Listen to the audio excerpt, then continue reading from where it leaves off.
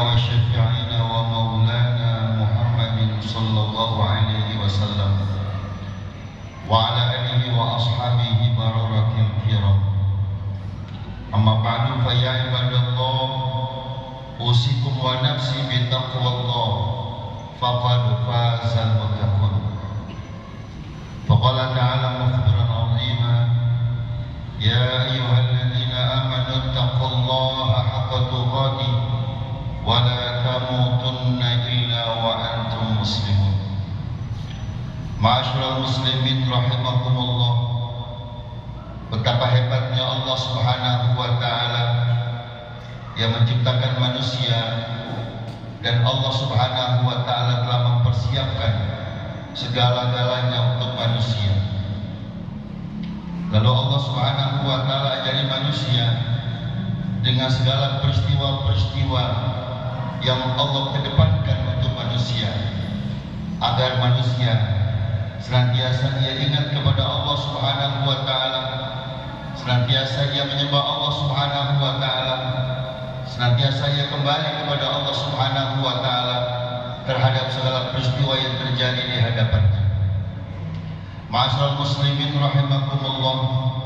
Kali ini Allah Subhanahu wa taala tunjukkan kebesarannya di hadapan seluruh makhluknya, di tengah-tengah kita, bahwa Allah jadikan matahari dan Allah jadikan bulan, dan kedua-duanya Allah Subhanahu wa taala atur sedemikian rupa mereka berjalan sesuai dengan porosnya masing-masing.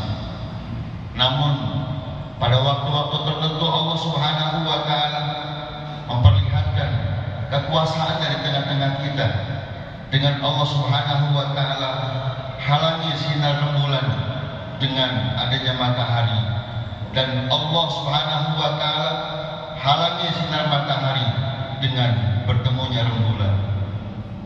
Ma'asyiral muslimin rahimakumullah, dikala umat Islam ketika itu masih dalam keadaan lemah, banyak di antara mereka orang-orang yang masih mengikuti keyakinan, kepercayaan dan pemahaman di tengah-tengah masyarakat ketika itu, bahwa jika ada peristiwa-peristiwa ganjil, jika ada peristiwa-peristiwa besar yang kadang di luar akal nalar manusia, mereka menyambung-nyambungkan peristiwa itu dengan suatu kejadian seperti meninggalnya seseorang atau akan lahirnya seseorang. Lalu Allah Subhanahu wa taala juga baginda Rasulullah sallallahu alaihi wasallam meluruskan semua pemahaman-pemahaman tentang hal itu untuk kembali kepada Allah Subhanahu wa taala dengan sabda Rasulullah sallallahu alaihi wasallam yang diriwayatkan oleh Sayyidatina Aisyah radhiyallahu anha. Apa kata Rasulullah sallallahu alaihi wasallam? Inna syamsa wal qamara, sesungguhnya matahari dan bulan, la yankhashifani bimauti ahadin wala lihayatihi, tidak terjadi gerhana keduanya dengan sebab matinya seseorang, dengan sebab wafatnya seseorang, atau karena lahir atau hidupnya seseorang. Wahuma ayatan min ayatillah, keduanya adalah tanda-tanda kekuasaan Allah, tanda-tanda kebesaran Allah Subhanahu wa taala, di antara banyak tanda-tanda kekuasaan Allah dan kebesaran lainnya. Fa idza ra'aitum dzalika, maka apabila kalian menyaksikan hal yang demikian, menyaksikan gerhana matahari atau menyaksikan gerhana bulan, apa sikap yang mesti dilakukan oleh orang yang beriman kepada Allah Subhanahu wa taala? Diajarkan oleh baginda Rasul sallallahu alaihi wasallam, fad'ullaha, maka berdoalah kepada Allah Subhanahu wa taala, mohon kepada Allah Subhanahu wa taala pertolongan hidup di dunia dan pertolongan hidup di akhirat. Terutama minta kepada Allah Subhanahu wa taala agar diampuni dosa-dosa kita di hadapan Allah, dan agar tetap diberikan kekuatan iman di dalam hati kita untuk tidak dicabut nilai-nilai keimanan yang telah Allah anugerahi untuk kita dengan doa yang telah Allah ajarkan di dalam Al-Quran. Rabbana la tuzigh qulubana ba'da idh hadaytana wa hab lana min ladunka rahmah innaka antal wahhab. Terutama buat kita yang hidup di akhir zaman, mudah sekali seseorang beriman dan mudah sekali seseorang minta kepada Allah mereka keluar dari Islam karena menyaksikan peristiwa-peristiwa atau hal-hal yang menarik hati mereka untuk keluar dari agama Allah Subhanahu wa taala. Karenanya pertahanan hidup kita di akhir zaman adalah untuk selalu pada Allah berdoa, mohon kepada Allah Subhanahu wa taala agar nilai-nilai keimanan yang telah dianugerahi oleh Allah Subhanahu wa taala kepada kita, kepada orang yang dikehendaki oleh Allah Subhanahu wa taala, agar nilai-nilai itu tidak lepas begitu saja. Lalu diperkuat dengan doa yang juga Allah ajarkan untuk kita, doa yang sudah amat sangat masyhur, Rabbana atina fid dunya hasanah wa fil akhirati hasanah wa qina adzabannar. Wahai Tuhan kami, berikanlah kami Allah hidup di alam dunia hasanah dengan tetap iman, ai subutal iman, tetap iman kepadamu ya Allah, agar kami menjalani hidup ini selalu bersandar kepadamu dan kembali kepadamu ya Allah. Wa fil akhirati hasanah, dan jadikanlah kami ya Allah di akhirat dengan mati membawa iman, dengan mati husnul khatimah, dengan mati min ahli sunnah wal jamaah.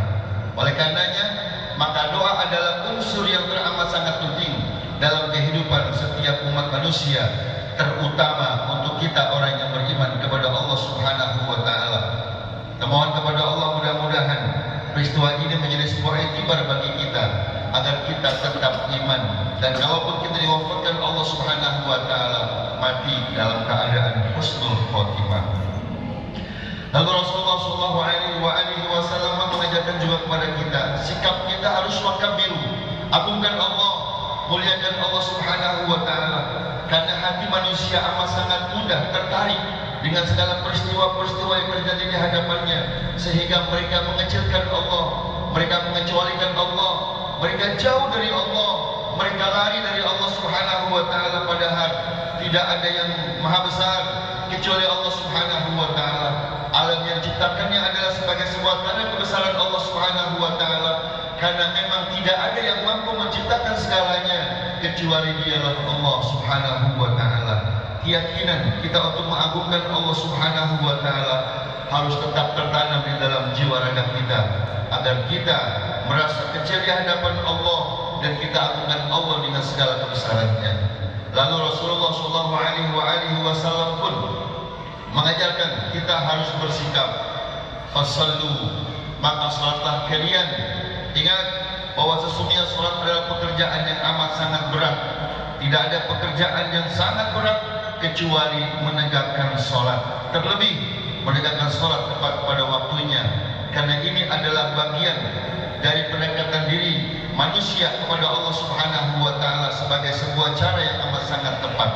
Oleh karenanya maka kita diwajibkan untuk kita mengajak anak-anak dan istri kita untuk menegakkan sholat, ajaran mereka dan bimbing mereka. Bahkan kita mesti galak, mesti tegas dalam urusan sholat. Oleh karena itu mudah-mudahan kita mohon kepada Allah Subhanahu wa taala, kita dan anak-anak kita serta keturunan kita dijadikan oleh Allah Subhanahu wa taala orang-orang yang senantiasa muqimis sholat, orang yang menegakkan sholat, senantiasa mendekatkan diri kepada Allah Subhanahu wa taala. Lalu Rasulullah sallallahu alaihi wasallam dalam peristiwa ini juga mengajarkan sikap kepada kita untuk bertasaddaqu dan bersedekahlah. Sedekah adalah satu pekerjaan yang bukan tidak bermanfaat untuk yang melakukannya, bukan hanya bermanfaat untuk orang lain, tetapi amat sangat bermanfaat untuk dirinya dan juga untuk orang lain dalam segala aspek kehidupannya. Rasulullah SAW menganjurkan kepada kita untuk bersedekah. Baina sedekah, maka sesungguhnya sedekah yang dilakukan oleh siapa saja dalam bentuk yang kecil ataupun yang besar, sementara semata-mata ikhlas karena Allah Subhanahu wa taala, maka sedekah yang dilakukan oleh siapa saja dengan hati yang tulus dan ikhlas semata mengharap ridha Allah Subhanahu wa taala, sedekah ini akan tanpa sab'ina balaan, akan menolak 70 bala bencana yang akan menimpa diri kita. Satu bala bencana yang amat sangat dahsyat dan amat sangat besar adalah dicabutnya iman oleh Allah Subhanahu wa taala. Sementara bala bencana yang lain itu adalah bala bencana yang kecil di hadapan orang-orang yang beriman. Karena itu maka pesan Rasulullah SAW untuk kita bersikap pada sikap pertama dengan sikap terakhir ini adalah bagian penguji yang amat sangat penting untuk kita agar kita ada dalam ridha Allah Subhanahu wa taala. Ma'asyiral muslimin rahimakumullah, mungkin itu saja pesan-pesan Rasulullah SAW yang dapat saya sampaikan pada kesempatan ini. Semoga Allah hari ini dan seterusnya menjadikan kita umatnya, hambanya yang senantiasa beriman kepadanya dan tidak tergoyahkan iman kita oleh segala macam bentuk godaan, ujian, cobaan dan segala macam bentuk peristiwa-peristiwa lainnya yang hari ini mungkin kita belum menghadapinya, di masa yang akan datang mungkin kita akan menghadapinya. Ya Allah,